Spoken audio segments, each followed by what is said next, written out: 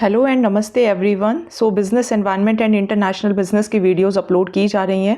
3 videos already upload की जा चुकी हैं। Now this is the 4th video and हमने कहाँ तक कर लिया है। We have already covered business environment concepts and elements. Economic policies हमने कवर कर ली हैं। फैमा हमने कवर कर लिया है। Corporate social responsibility has been covered. Then we covered international business and also the tariff barriers and the non-tariff barriers. 3 videos are already uploaded on the channel. Now today we will do FDI and foreign portfolio investment, जिसको हम foreign institutional investments के साथ पढ़ेंगे। And side by side we will also study about the balance of payment and its importance. ASEAN SAARC and NAFTA की जो videos हैं IMF world bank की, ये चैनल पर ऑलरेडी अपलोड हैं, but still I will revise it and still I will upload the another video. Okay, so let's start. सबसे पहले start करेंगे हम कंप्लीट सिलेबस का भी वीडियो आप चैनल पर चेक कर सकते हैं। साथ ही साथ में ये ध्यान रखिए, जो हरियाणा पब्लिक सर्विस कमीशन का जो स्क्रीनिंग टेस्ट है उसका सेम सिलेबस है जो कि आपके UGC नेट कॉमर्स का है। So let's start with international business. उससे पहले इंटरनेशनल लिक्विडिटी क्या होती है? तो लिक्विडिटी मीन सिंपल कि जैसे फॉर एग्जांपल आपके पास कुछ एसेट्स होंगे, कुछ फिक्स्ड एसेट्स होंगे, कुछ ऐसे एसेट्स होंगे जो कि इजीली कन्वर्टेबल हैं इनटू कैश। उन्हें ही हम कहते हैं कि हाँ, उन एसेट्स के लिक्विडिटी ज़्यादा है। So which are easily convertible into cash, those have the high liquidity. And which have lower possibilities of converting into cash, या जिनको कैश में कन्वर्ट करने में टाइम लग जाता है तो उनकी लिक्विडिटी कम होती है। सो इंटरनेशनल लिक्विडिटी मीन्स जैसे फॉर एग्जाम्पल आप कुछ भी किसी कंट्री से कुछ खरीदते हैं या बेचते हैं और आपको अब उनको पेमेंट करनी है, तो पेमेंट करने के लिए जो आपको ईजिली अवेलेबल होंगे रिजर्व्स, चाहे फिर वो गोल्ड फॉर्म में हो या फिर चाहे करेंसीज के फॉर्म में हो, किसी भी फॉर्म में हो सकते हैं, but which are freely usable internationally, those are called international और those are having international liquidity, जैसे कि डॉलर्स एंड स्टर्लिंग। ठीक है, तो ये आपका हो गया इंटरनेशनल लिक्विडिटी। टॉपिक में आपका इंटरनेशनल बिजनेस है, तो यहाँ पे इंटरनेशनल लिक्विडिटी मीन्स वो सभी रिजर्व जो कि अवेलेबल हैं मॉनेटरी अथॉरिटीज़ को, अलग अलग कंट्रीज़ को, ताकि अगर आपको इंटरनेशनली कुछ भी डिसबर्समेंट करनी है, कुछ भी पेमेंट करनी है, you can easily do it. Then what are forex reserves? जैसे फॉर एग्जांपल अपनी कंट्री के अंदर जो 1991 में लिबरलाइजेशन, प्राइवेटाइजेशन एंड ग्लोबलाइजेशन हुई थी, वो इसीलिए हुई थी क्योंकि हमारे पास फॉरेक्स रिजर्व्स जो थे वो 1 हफ्ते के ही रह गए थे। तो फॉरेक्स रिजर्व्स मीन्स हमारी कंट्री का जो सेंट्रल बैंक है उसके पास कितने रिजर्व एसेट्स हैं in terms of foreign currencies. जैसे फॉरेन करेंसी एसेट्स हो सकते हैं, गोल्ड रिजर्व्स हो सकते हैं, स्पेशल ड्रॉइंग राइट्स हो सकते हैं। सो that is basically the forex reserves. Now ये कंट्री के अंदर ज़्यादा होना बहुत ज़रूरी है, क्योंकि अगर ये अवेलेबल होगा तभी आप इंटरनेशनल लेवल पे अच्छे से काम कर पाएंगे। Then what is foreign direct investment? So foreign direct investment means आप किसी भी कंट्री के अंदर डायरेक्टली वहाँ पर इन्वेस्टमेंट कर सकें और उसके थ्रू अर्निंग कर सकें, that is foreign direct investment. Means आप किसी कहीं पर आप पैसा इन्वेस्ट करते हैं और उसकी ओनरशिप आपको मिल जाती है, और वो सिर्फ नेशनल बाउंड्री के अंदर नहीं, अक्रॉस नेशनल बाउंड्रीज, मतलब एक कंट्री से आप दूसरी कंट्री में इन्वेस्टमेंट कर सकते हैं। तो जैसे एक कंट्री के अंदर for example you are sitting in India and you want to invest in America, तो अगर आप वहाँ पर एसेट एक्वायर कर सकते हैं, उसको मैनेज कर सकते हैं, it means FDI is available.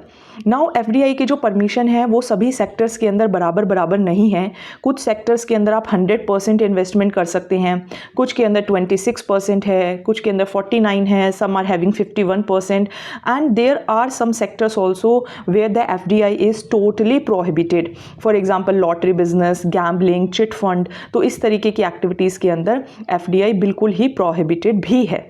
तो जो भी आपके एक्सट्रीम क्वेश्चंस आए, जैसे कि फॉर एग्जांपल जहाँ बोला जाए ऑल आर मीन्स सभी के अंदर अलाउड है FDI, या नन ऑफ द अबव, या जो ये इस तरीके के जो एक्सट्रीम वर्ड्स होते हैं ये मोस्टली रॉन्ग ही होते हैं। तो आपको MCQ ज़रूर लगाने हैं, MCQ से आपको बहुत ज़्यादा आइडिया मिलेगा। देन इनवर्ड FDI मीन्स हमारी कंट्री के एसेट्स पे कोई अगर कंट्रोल करता है, then that is inward FDI। For example direct investments made by foreign firms, जैसे इंडिया के अंदर directly Suzuki, Honda, these are the examples. So this is inward FDI। जब हमारी कंट्री के फर्म्स कहीं और इन्वेस्टमेंट करेंगे, that is outward FDI। Then what is horizontal? Horizontal FDI क्या है? फॉर एग्जांपल आपने देखा होगा बहुत सारी मल्टीनेशनल कंपनीज होती हैं, तो मल्टीनेशनल कंपनीज़ एक ही प्रोडक्शन जैसा काम अलग अलग कंट्रीज़ में कर रही होती हैं, जैसे कि कोडेक है, एलजी है, सैमसंग है। सो this is called horizontal FDI, कि जब कोई भी फॉरेन फर्म एक ही प्रोडक्शन एक्टिविटी अलग अलग होम कंट्रीज़ में कर रही होती है, मीन्स अपनी होम कंट्री के अलावा अलग अलग कंट्रीज़ में कर रही होती है, that is horizontal FDI. Then what is vertical FDI?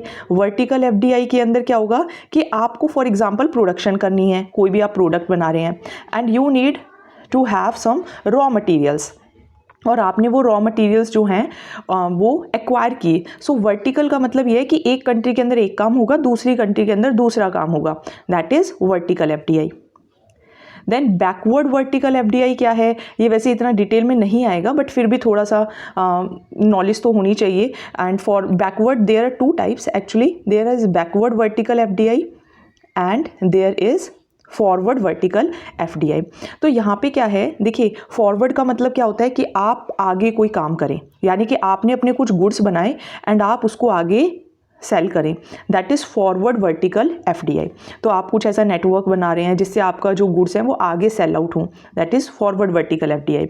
वहीं बैकवर्ड क्या है, यहाँ पे फॉरेन फर्म यहाँ पर आकर क्या करेंगी, हमारी कंट्री में आकर एंटर करेंगी, जैसे हमारी कंट्री से रॉ मटेरियल लिया और फिर वहाँ पर अपनी डोमेस्टिक एक्टिविटीज़ की। सो that is backward vertical FDI. ठीक है, तो थोड़ा सा इसको और मतलब एक बार आप एग्जांपल भी वैसे गिवन है, जैसे कि गोल्ड, कॉपर, टिन, बॉक्साइट। सो हिस्टोरिकली बहुत ज़्यादा कॉमन होते थे एंड अभी भी चलते हैं, क्योंकि अभी भी ऐसा कुछ नहीं है कि कोई भी चीज़ पूरे तरीके से ख़त्म हो गई है। Then comes conglomerate FDI. तो कॉन्ग्लोमरेट एफडीआई का मतलब यहाँ पे ये है कि कोई भी इन्वेस्टमेंट करना जिसका एम ये है कि आप उस कंट्री में जाके गुड्स बनाएंगे नहीं, at manufacturing products not manufactured by the firm in the home country. जैसे मान लीजिए फॉर एग्जांपल अपने इंडिया के अंदर कोई एक ऐसी चीज़ है जो कि प्रोड्यूस नहीं होती और यहाँ पे आके कोई फॉरेन कंट्री उसको प्रोड्यूस करने लगे, that is conglomerate FDI. Then what is foreign institutional investment? तो फॉरेन इंस्टीट्यूशनल इन्वेस्टमेंट का मतलब यही है कि आप इंस्टीट्यूशन एक कहीं ना कहीं पे इन्वेस्टमेंट करने जा रही है। तो कोई फॉरेन इंस्टीट्यूशनल इन्वेस्टर है, there is a foreign institutional investor, कोई इन्वेस्टर है या कोई इन्वेस्टमेंट फंड है जो कि एक कंट्री में रजिस्टर्ड है जहां वो इन्वेस्टमेंट करती है, एंड नाउ वो जो इन्वेस्टर्स हैं now they want to invest in other countries, जैसे कि कुछ फंड्स के अंदर, कुछ पेंशन फंड्स के अंदर, कुछ म्यूचुअल फंड्स के अंदर, that is foreign institutional investment. इसका बहुत अच्छा एग्जांपल है पार्टिसिपेटरी नोट्स, पी नोट्स या फिर ऑफशोर डेरिवेटिव्स। नाउ ये इंडिया के अंदर काफ़ी ज़्यादा कॉमन है। तो बेसिकली वो कंपनीज जो इंडिया की फाइनेंशियल मार्केट्स में इन्वेस्टमेंट करती हैं, that is foreign institutional investor.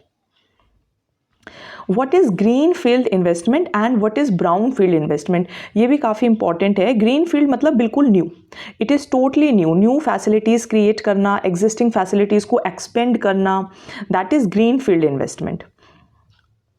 जैसे कि मान लीजिए कोई फॉरेन कंपनी है और वो इंडिया के अंदर कोई न्यू प्रोजेक्ट लगाती है, that is green field investment. Then what is brown field investment? Brown field investment का मतलब ये है कि वो कंट्री यहाँ पर आकर, कोई भी कंपनी अपनी कंट्री में आके कुछ नया नहीं स्टार्ट करेगी, बल्कि जो ऑलरेडी है उसी को ही एक्वायर करेगी, that is brown field investment. तो brown field business, they setting up a new factory, they decide to acquire the business of existing factory. Now what is FDI policy in India? So इसके लिए जो सबसे important department है, that is the department of industrial policy and promotion, जो कि FDI का काम देखता है एंड इसी को अलाउड है कि मेंटेन करना, मैनेज करना कि क्या इनवर्ड एफडीआई हो रही है, क्या आउटवर्ड एफडीआई हो रही है, एंड उसको डेली बेसिस के अंदर रिव्यू करते रहना, उसको इन्वेस्टर फ्रेंडली बनाना। ये किसका काम है? ये आपका काम है DIPP का, that is department of industrial policy and promotion का। Now this is very important and government ने अब एफडीआई काफ़ी सारे सेक्टर्स के अंदर सुधार भी किया है, कुछ के अंदर 100% भी अलाउड है।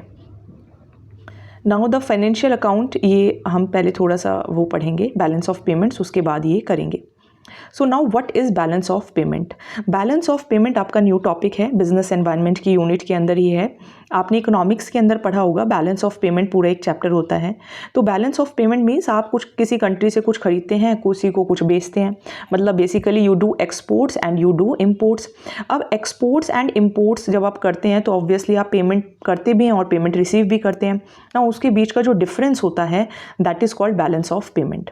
यानी कि कितना आपने एक्सपोर्ट किया उसका इकोनॉमिक वैल्यू, कितना आपने इम्पोर्ट किया उसका इकोनॉमिक वैल्यू, एंड जो डिफरेंस है that is balance of payment. तो ये एक स्टेटमेंट है जो कि आपको बता रही है कि आपने क्या क्या ट्रांजैक्शंस की हैं एक कंट्री ने with the rest of the world एक पर्टिकुलर पीरियड के अंदर। अब इसके अंदर ट्रांजैक्शन कोई इंडिविजुअल भी कर सकता है, कंपनी भी कर सकती है, कोई गवर्नमेंट भी कर सकती है। सो that is balance of payment. Now balance of payment should be zero. Now should be zero, how it should be zero? लेकिन ये सभी केसेस में तो नहीं हो सकता। कभी कभी बैलेंस ऑफ पेमेंट सरप्लस भी होता है, कभी कभी डेफिसिट भी होता है। सरप्लस कब होगा? जब आपके एक्सपोर्ट्स ज़्यादा होंगे इंपोर्ट से, और डेफिसिट कब होगा? जब आपके इंपोर्ट्स ज़्यादा होंगे एक्सपोर्ट से। अगर सरप्लस है तो अच्छी बात है, यानी कि आपके एक्सपोर्ट ज़्यादा हैं, और डेफिसिट है इसका मतलब आपके इंपोर्ट्स ज़्यादा हैं। ओके, नाउ अलग अलग इसके कंपोनेंट्स भी होते हैं, जैसे कि current account, capital account, financial account. तो ये हम थोड़ा सा और पढ़ते हैं। ये आपका 12th की इकोनॉमिक्स के अंदर भी चैप्टर है, आप उसके अंदर से भी पढ़ सकते हैं। बट अगर आप ये वीडियो सुनकर क्वेश्चंस भी लगाएंगे तो भी आपके क्वेश्चंस हो जाएंगे। Now what is current account? Current account के अंदर बेसिकली फंड्स का क्या फ्लो हुआ है of from various goods and services, that is current account. Now इसके अंदर जैसे मान लीजिए आपने कोई गुड्स बने बनाए गुड्स खरीदे, कोई रॉ मटेरियल खरीदा, आपने टूरिज्म से कुछ पैसा कमाया, ट्रांसपोर्टेशन से कुछ पैसा कमाया, पेटेंट्स एंड कॉपीराइट से रॉयल्टीज़ ली, so that is all current account. तो वो सब करंट अकाउंट के अंदर आता है, यानी कि गुड्स एंड सर्विसेज से रिलेटेड। लेकिन अगर कुछ भी जैसे फाइनेंशियल फैक्टर इनकम और ट्रांसफ़र इनकम होती है तो current account is like a factor income. लेकिन अगर आपने सिर्फ क्या किया है, कुछ ऐसी चीज़ें की हैं जिससे आपने ऑनरशिप चेंज हुई है बट कुछ प्रोडक्शन नहीं हो पाया, दैट इज़ कैपिटल अकाउंट। तो यहाँ पे कैपिटल ट्रांजैक्शंस आती हैं। तो यहाँ पे कैपिटल ट्रांजैक्शंस आती हैं, जैसे कि आपने कोई non financial assets, non produced assets, land वगैरह खरीदा है, ठीक है, फिक्स्ड एसेट्स को ट्रांसफ़र, सेल और परचेज किया है, that is capital account. What is financial account? Financial account means आपने इन्वेस्टमेंट किया किसी बिजनेस में, रियल एस्टेट में, स्टॉक्स में, गवर्नमेंट ओन्ड एसेट्स में, जैसे कि गोल्ड, स्पेशल ड्राइंग राइट्स जो कि IMF के होते हैं। तो यहाँ पे रिकॉर्ड है उन सब एसेट्स का जो कि फॉरेन नेशनल्स के हो सकते हैं, यानी कि foreign investments and assets. Okay, तो ये आपको ध्यान रखना है, these are the components. Now balance of payment important क्यों है? इंपॉर्टेंट है, अगर इंपॉर्टेंट नहीं होगा तो फिर हमें LPG यानी कि लिबरलाइजेशन, प्राइवेटाइजेशन और ग्लोबलाइजेशन की भी ज़रूरत नहीं पड़ती। Balance of payment is very important for the forex reserves also. तो इससे आपको एक क्लियर पिक्चर मिलती है कि आपके रिलेशंस कैसे हैं अलग अलग कंट्रीज़ के साथ। सो बैलेंस ऑफ पेमेंट आपको इन्फॉर्मेशन प्रोवाइड करता है कि आपकी कंट्री की करेंसी की ज़्यादा डिमांड है या फिर दूसरी कंट्री की। सो ये आपकी पोजीशन बताता है in the international business growth. And जब आप वो पढ़ते हैं तभी आपको कमियां पता चलती हैं और तभी आप अप्रोप्रिएट मेजर्स भी ले सकते हैं। तो ये हमने बैलेंस ऑफ पेमेंट तक कवर कर लिया। 2 वीडियोस और आएंगी, फिर उसके बाद सभी वीडियोस मर्ज करके एक पूरी यूनिट बिजनेस एनवायरनमेंट की भी बना दी जाएगी। होप ये आपको हेल्प करेगा आपके नेक्स्ट मंथ एग्ज़ाम में भी, एंड जो भी अब नेक्स्ट जो नेट का एग्ज़ाम आएगा एंड HPSC का जो एग्ज़ाम है उसके लिए भी आप इसको फॉलो कर सकते हैं। इसके साथ साथ again and again I am telling in every video, आप क्वेश्चंस ज़रूर लगाइए, क्योंकि देखिए मैंने खुद ये एग्ज़ाम जो है वो 5 मंथ्स में क्रैक किया था। उसका रीज़न यही था कि मैंने जस्ट सिंपल रीड किया एंड उसके बाद मैंने बहुत सारे क्वेश्चंस प्रैक्टिस किए थे। आप क्वेश्चंस जितना ज़्यादा लगाएंगे, चाहे गलत भी हो रहे हैं तो आप उसको सीख लीजिए, एंड ज़्यादा थ्योरी पढ़ने से नहीं काम होगा, आप क्वेश्चंस लगाएंगे तो उससे आपको रिजल्ट ज़्यादा बेहतर मिलेगा। Okay, so thank you so much. Video को शेयर ज़रूर करेंगे and do follow the channel. Okay, thank you.